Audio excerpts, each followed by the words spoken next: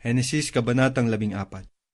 At nangyari sa mga kaarawan ni Amrapel, hari sa Sinar, ni Aryok, hari sa Elasar, ni Chedorlaomer, hari sa Elam, at ni Tidal na hari ng mga Goim, na ang mga ito ay makipagbaka laban kay Bera, hari sa Sodoma, at laban kay Birsya, hari sa Gomora, kay Shinab, hari sa Adma, at kay Shemeber, hari sa Seboim, at sa hari sa Bela na si Soar. Lahat ng ito'y nagkatipon sa libis ng Sidim, na siyang dagat na alat. 12 taong nagsipaglingkod kay Chedorlaomer, at sa 13 taon ay nagsipaghimagsik.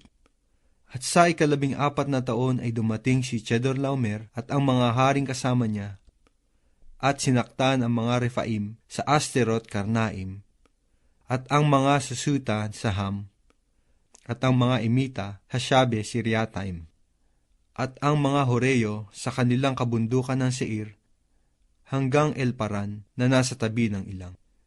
At sila'y nangagbalik at nagsiparoon sa En-Mispat na siyang Kades, at kanilang sinaktan ang buong lupain ng mga Amalekita at pati ng mga Amoreyo na nagsisitahan sa Haseson Tamar. At nagsilabas ang hari sa Sodoma, at ang hari sa Gomora, at ang hari sa Adma, at ang hari sa Seboim, at ang hari sa Bela, na dili iba't si Soar. At sila'y humanay ng pakikipagbaka laban sa kanila sa libis ng Sidim.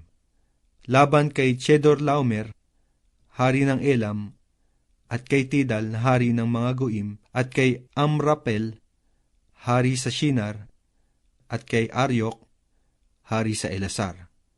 4 na hari laban sa 5. At ang libis ng Sidim ay puno ng hukay ng beton. At nagsitakas ang mga hari sa Sodoma at sa Gomora, at nangahulog doon, at ang natira ay nagsitakas sa kabundukan. At kanilang sinamsam ang lahat ng pag-aari ng Sodoma at Gomora, at ang lahat nilang pagkain, at nagsiyaon.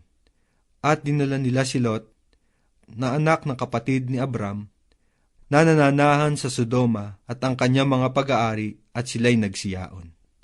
At dumating ang isang nakatanan at ibinalita kay Abram na Hebreyo, na tumatahan nga sa mga puno ng ensina sa Mamre, na Amoreyo, kapatid ni Eskol, at kapatid ni Aner, at ang mga ito ay kakampi ni Abram.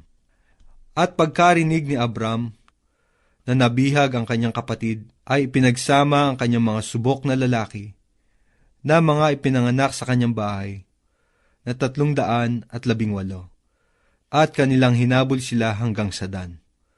At sila'y nangagpangkat-pangkat sa kinagabihan, laban sa kaaway, siya at ang kanyang mga alipin, at kanilang sinaktan sila, at hinabol nila sila hanggang sa Hoba, na nasa kaliwa ng Damasco. At iniuwi niya ang lahat ng pag-aari, at iniuwi rin niya si Lot na kanyang kapatid, at ang kanyang mga pag-aari, at gayon din ang mga babae at ang bayan. At nilabas na sinalubong siya ng hari sa Sodoma pagkatapos na siya'y magbalik na muli sa pagpatay kay Chedorlaomer at sa mga haring kasama niya sa libis ng Shabe, na siyang libis ng hari. At si Melchizedek na hari sa Salem ay naglabas ng tinapay at alak, at siya'y saserdote ng kataas-taasang Diyos. At binasbasan niya siya na sinabi, pagpalain si Abram ng kataas-taasang Diyos, na may-ari ng langit at ng lupa. At purihin ang kataas-taasang Diyos na nagbigay ng iyong mga kaaway sa iyong kamay. At binigyan siya ni Abram ng 10 bahagi ng buong samsam.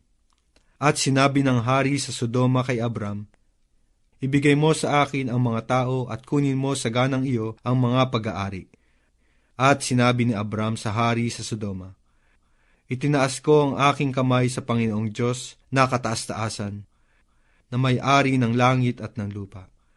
Isinumpa kong hindi ako kukuha maging isang sinulid o maging isang panali ng pangyapak o ng anumang nauukol sa iyo. Baka iyong sabihin, pinayaman ko si Abram. liban na lamang ang kinain ng mga binata at ang bahagi ng mga lalaking kinasama ko. Si Aner, si Eskol at si Mamre ay pakunin mo ng kanilang bahagi.